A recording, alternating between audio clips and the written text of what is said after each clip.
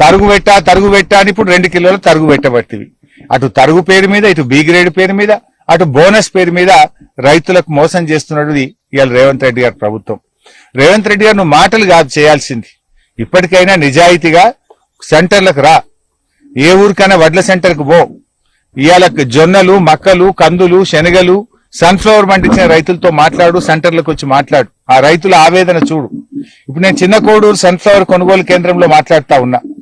40 రోజుల నుంచి ఇక్కడ సన్ఫ్లవర్ కొనడం ఆగిపోయింది. 40 రోజులైంది. చెదలొస్తా ఉంది.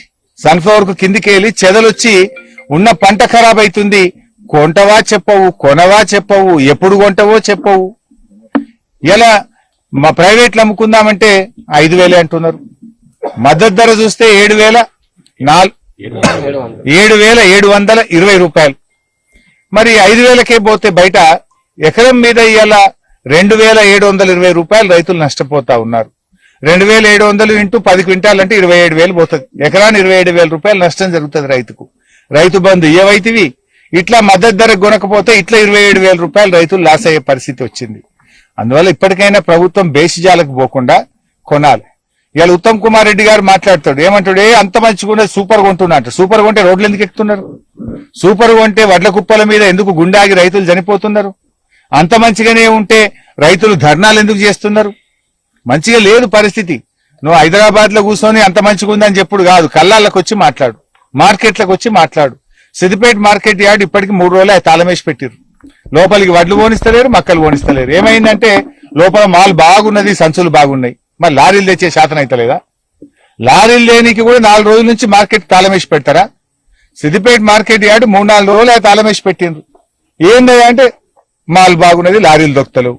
లారీలు కూడా పెట్టలేని చేతగాని ప్రభుత్వమా? కాంట పెట్టాలంటే ఇబ్బందే, సంచులు ఇయ్యాలంటే ఇబ్బందే, లారీలు ఇయ్యాలంటే ఇబ్బందే, మిల్లులు దించుకోవాలంటే కూడా తిప్పలే ఉన్నది. ఇప్పుడు వచ్చిన తర్వాత వడ్లను మాయిశ్చర్ వచ్చిన తర్వాత సంచులు ఇయ్యడానికి 1 వారం రోజులు పడుతుంది. సంచులు ఇచ్చినాక కాంట చేయడానికి 1 వారం రోజులు పడుతుంది. లారీలు నింపడానికి 1 వారం రోజులు పడుతుంది. మిల్లులు దించుకోవడానికి 1 వారం రోజులు పడుతుంది. పండించిన పంట అమ్ముకోవడానికి 1 నెల రోజులు ఒక్కొక్క రైతు పడిగాపులు కాయాల్సిన పరిస్థితి ఏర్పడతా ఉంది నీ ప్రభుత్వంలో. 1 నెల రోజులు ఉంటే ఇంటికాడ బాయికాడ బర్రేం కావాలి, దుడ్డేం కావాలి, వ్యవసాయం కావాలి, ఇల్లేం కావాలి? గతంలో ఇట్లా వస్తే అట్లా 3-4 రోజులు అమ్ముకొని పోయింది వడ్లు. ఇప్పుడు 1 నెల రోజులు రైతులు ఇబ్బంది పెడతా ఉన్నారు.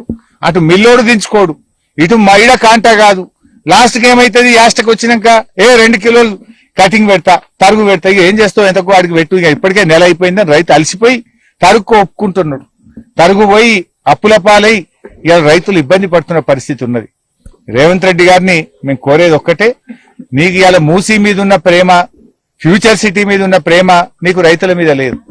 పొద్దుగా లేస్తే నీ ఉప ముఖ్యమంత్రి, మంత్రులు, కేబినెట్ సబ్ కమిటీ మూసీ మీద రోజు ప్రేమ మీటింగ్లు పెడుతున్నారు. మూసీ సుందరీకరణ, మూసీ సుందరీకరణ. ఫ్యూచర్ సిటీ ఎవరి కోసము? 6 కాలం కష్టపడ్డ రైతు కోసం ఎందుకో కేబినెట్ సబ్ కమిటీ మీటింగ్ పెట్టదు. రైతుల కోసం ముఖ్యమంత్రి గారు రివ్యూ చేయడు. రైతుల కోసం ఒక్క మంత్రి కూడా వచ్చి కొనుగోలు కేంద్రాలు చూసే పరిస్థితి లేదు. ఇప్పటికైనా కొంచెం రైతుల్ని పట్టించుకోండి. నువ్వు పేరుకు రైతు బిడ్డ అని డైలాగులు కొడతావు. నువ్వు డైలాగుల మందమే రైతు బిడ్డవు. నిజంగా రైతు బిడ్డవైతే ఇట్లా రైతుల్ని గోస పెట్టవు. రైతు బిడ్డవైతే ఇట్లా ఎరువుల కోసం తిప్పలు పెట్టవు. నువ్వు డూప్లికేట్ రైతు బిడ్డవు. నువ్వు అసలు రైతు బిడ్డవు కాదు. నువ్వు పోలీస్ కానిస్టేబుల్ బిడ్డవు. నువ్వు రైతు బిడ్డవు కాదు, కానిస్టేబుల్ బిడ్డవు. కనుకనే ఇవాళంతా ఈ కిరికిరి కార్యక్రమాలు, దొంగ కేసులు, దొంగ కథలు పడుతున్నావు నువ్వు. రేవంత్ రెడ్డి నిజంగా నువ్వు రైతు బిడ్డవైతే ఎందుకు ఈ రైతులను ఇబ్బంది పెడుతున్నావు? ఇవాళ యూరియా అమ్ముడు బంద్ పెట్టిరు. మా చిన్న కోడూరులో ఇవాళ రాష్ట్రంలో అనేక చోట్ల మిర్చి పండించే రైతులు ఉంటారు, కూరగాయలు పండించే రైతులు ఉంటారు, చెరుకు పండించే రైతులు ఉంటారు, ఆయిల్ పామ్ పండించే రైతులు ఉంటారు. వాళ్ళకి యూరియా కావాలి కదా. నువ్వు యూరియా అమ్మకం బంద్ పెడితే ఆ రైతుల పరిస్థితి ఏం కావాలి? చాలా మంది కొత్తిమీర లాంటి ఆకుకూరలు వేసుకొని కూడా 4 రూపాయలు సంపాదించుకునే కుటుంబాలు ఉంటాయి.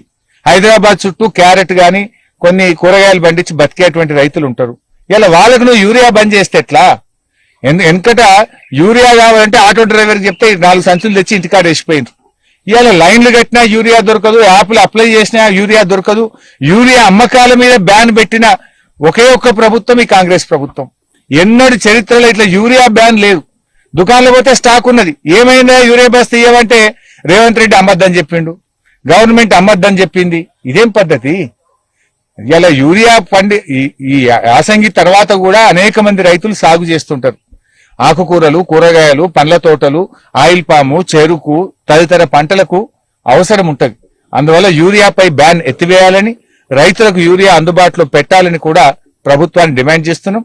ముఖ్యంగా సన్ఫ్లవర్ కొనుగోలును యుద్ధ ప్రాతిపదికన ప్రారంభించాలని ప్రభుత్వాన్ని డిమాండ్ చేస్తున్నాం.